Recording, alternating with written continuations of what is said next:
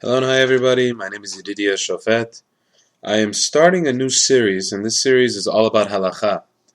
What is Halacha? It's basic Jewish law about what we do from the moment we wake up until the moment we go to sleep. There are so many laws, so many beautiful laws, so many laws that need much erudition or much studying.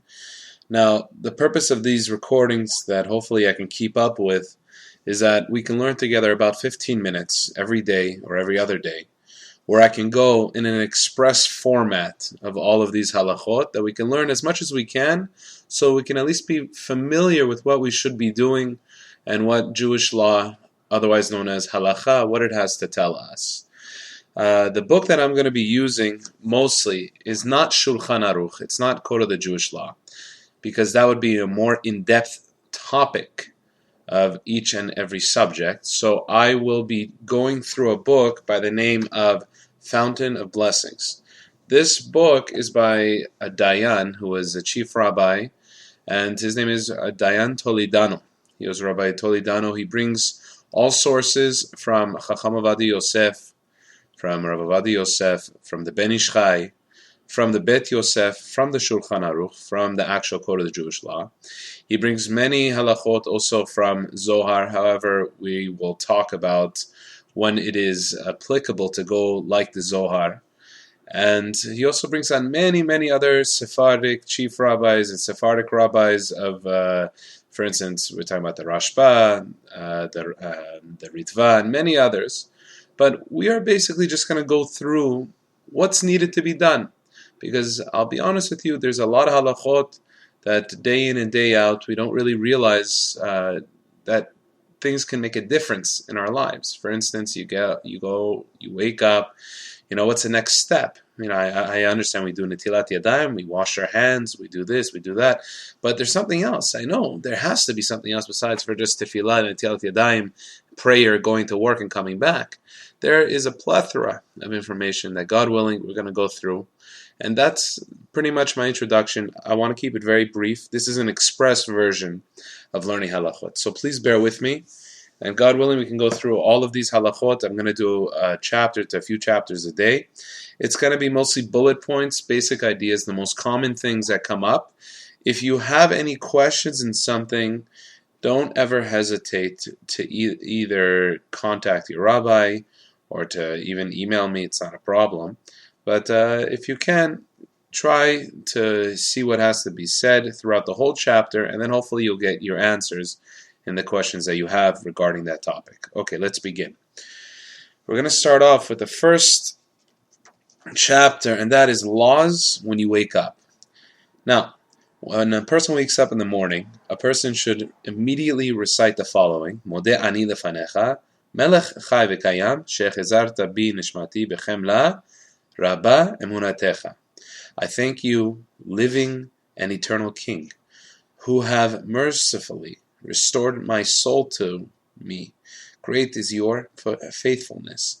Now, the reason why I read it very slowly is because when you say a thank you like this, you should not run through it. You shouldn't say it like that. Thank God we wake up this morning. That's the first thing that should come out of our mouth. And halacha number 2, since the above prayer does not have any name of Hashem, that means the moment you wake up, you can say it. You don't have to worry how dirty you are, your hands, your feet, or for instance, I don't know, let's say you had a late midnight snack in your bed and it spilled all over the place, whatever it may be. You don't have to wash your hands in order to say Modeh ani lefanecha. Halacha number 3. The next step that we have is that one may not walk 4 cubits, approximately 6 feet, without first washing one's hands. What that means is that someone has to immediately realize that when he wakes up, after he says Modeh ani, he should try to go to the restroom or even put a washing cup next to his bed so he can wash his hands in the ritual Netilat Yadayim, because he's about to pray and he's about to embark on a whole new day. Now he has to realize that when he washes his hands in the morning for Netilat Yadayim, there's a couple reasons as to why he washes his hands. One is because of cleanliness, of course. And the other one is because when a person, he goes to sleep, he's technically 1/60th of death. That's his status according to the Talmud. And if you want to look at that scientifically a little bit, you'll see your body, when you go to sleep, it gets colder. It gets a little bit heavier. When you go to sleep, also your breathing slows down. Your entire organs begin to slow down.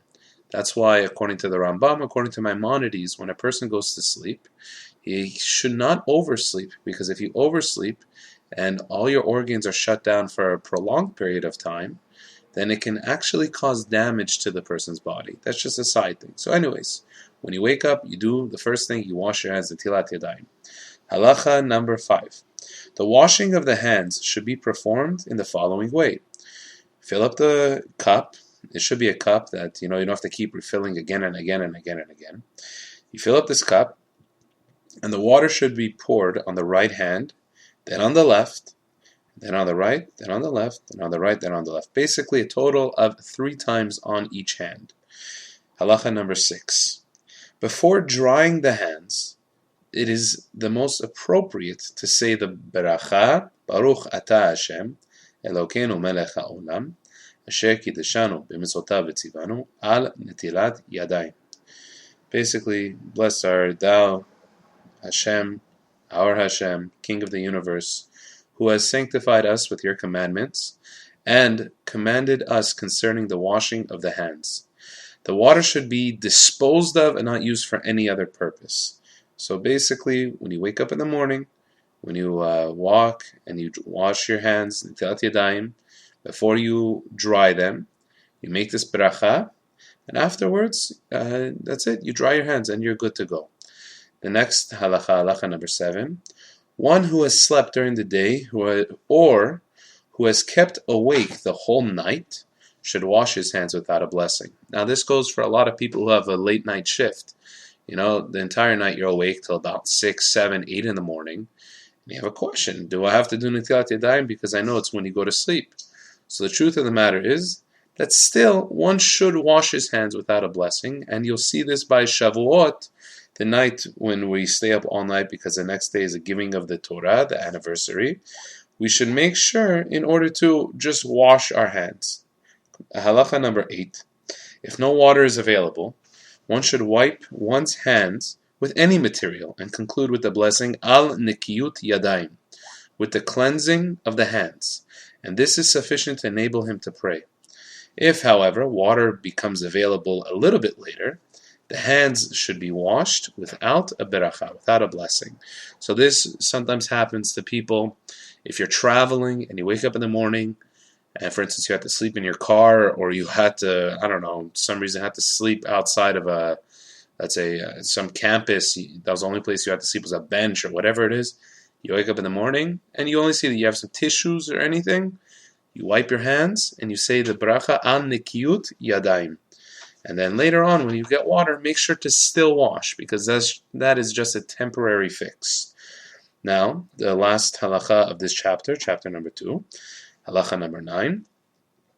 In general, the washing of the hands applies to the following: awakening from sleep, B, after using the restroom in whatever way you use it, C, after a bath, D, after cutting one's nails or hair, E, after removing one's shoes or touching one's feet, F, after visiting a cemetery or touching a corpse, G, after marital relations, H, touching anything unclean or any part of the body normally covered. Now, this is very important to know because our hands is very important to us. We touch many things all day long. We touch also very sacred things all day long. Food itself is very sacred. We say many blessings on food. And if you happen to touch so many random things which do need washing, we have to realize that, look, we should make sure to take care of ourselves, make sure to be hygienically clean as well as ritually clean. So that concludes chapter number 2. We'll now begin chapter number 3. The name of this chapter is Laws Concerning the Blessing of Asher YATZAR. This is one of the greatest barachot that a person can say, one of the greatest blessings a person can say. This is a blessing that basically it is recited after, not before, but after one who uses the restroom in any way. Now, why is it such a great bracha? Because if you can, I advise you to read in English of this blessing, Asher YATZAR. If you can read the English or French or whatever language you understand, you should read it to see how beautiful each and every word explained to us how our body is a wondrous machine. How every part of our body, it works like clockwork in order to make sure that we have no issues with our digestive system and no issues with our health. So, let's begin. Halacha number 1. The blessing Asher YATZAR, as prescribed in the prayer books, is to be said after, once again, after using the restroom. Halacha number 2. Someone who has some type of diarrhea or any type of runs, if you want to call it, and he's compelled to go again and again and again, meaning frequently. Now this can happen sometimes either after a food that didn't sit well with you. He doesn't. The question is, does he have to say it every time he uses the restroom, or is it after that entire episode is over? So he says, someone who has this type of a miniature sickness and is compelled to go to the toilet frequently, he has to say the blessing each and every time. Because if you do that, one has to realize that even though that it's still all part of one complete bowel movement, it is still very important that each and every time it works. So you should say Asher YATZAR. Halacha number 3. A person who has a catheter in the bladder, lo alem, he should say Asher YATZAR, provided that the catheter and the bag are kept covered. Meaning, if someone who has to go to the hospital or someone in bed rest, and he has to have or she has to have connected to them a catheter, and at all times this catheter is collecting the waste from the body, one can still say the blessing of Asher YATZAR. It is still applicable, but make sure that the catheter is covered so you can say that blessing. One who has, let's see, next halacha, the blessing should not be recited or any other blessing, nor should one study the Torah as long as any type of odor exists. Meaning that when a person does use the restroom, he has to make sure that he's clean afterwards. And if any residue or any odor persists with him, he has to make sure to wait until that odor is gone, until he can learn. Because always remember, everything in Judaism is not just ritually clean and pure, but also hygienically. That is a very, very important factor. The last halacha of the chapter number 3 is if one has forgotten to say Asher YATZAR, and this is very common because some people, have a very busy work schedule. The blessing may still be said within 72 minutes of using the restroom. Meaning, if a person goes right now, 72 minutes from now, still he can say it even if he forgot in middle, but he remembered a little bit later. It's very important because it's a bracha that even though it's we should always have it on the tip of our tongue, we forget from time to time because we're very busy these days. Now that is chapter number 3. Chapter number 4, there is how many halachot over here? There's 3 halachot, only 3, and we'll just finish with them. Laws regarding working and eating before prayer. Halacha number 1. One may not commence in any kind of work until one has prayed. It's very important. The first thing you do is in order to just pray. Everything. Just pray. Before anything, before picking up your phone, before texting the entire world, before Snapchatting, Twittering, Facebooking, the first thing you should do, just pray. It doesn't make a difference whether your prayer takes 10 minutes or an hour or 2 hours. Just pray. It's the best thing. You would pray with least amount of headaches. Halacha number 2. It is written in the book of Kings, in the book of Melachim, it is me that hast thou cast behind thy back. The rabbis interpret this verse to mean that it is forbidden to eat and drink before taking upon oneself the kingdom of heaven, basically saying your prayers.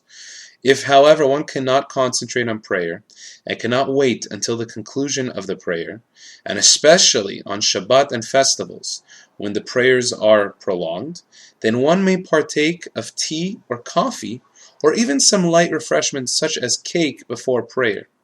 This is permitted also on Shabbat and festivals, even though Kiddush has not been recited. This is, in fact, the current practice, because nowadays many people are weaker in nature, weaker in strength than what we used to be. And you can see that, especially when you look around. I'm not going to give any examples, but in short, this halacha is telling us if one is able to stick it out for the entire Shabbat prayer or the morning prayer without eating or drinking, he should be able to do that. He should be able to do it without eating or drinking. But if it's someone, he needs some water, he needs some tea, he needs some coffee, he needs a little piece of cake, nothing permanent, nothing that is an actual meal, but something which can just keep him going for the TEFILLA, then he's allowed to partake in it. And the last halacha in chapter number 4 is if one is sick and cannot wait till the conclusion of the service, of the TEFILLA, one is permitted to eat and drink as much as one requires before prayer. Here too, if this occurs on a Shabbat or a festival, one is not obliged to make the Kiddush before prayer. Now this is by a sick person, but if you are someone who is not sick and you do wish to eat, you must make Kiddush if it's before prayer. But once again, it is not advised to eat before TEFILLA, because as we explained, it is one of the most important things for a person to immediately pray the moment he gets up. And that will conclude this small little class that we did about 3-4 chapters. And Bezrat Hashem, I will continue next time with laws of cleanliness with regard to prayer. And we will continue through tefillot, through prayers, through many blessings, through foods, through Shabbat, through holidays, and many other different topics that, God willing, we'll try to finish as much as this is possible. Take care.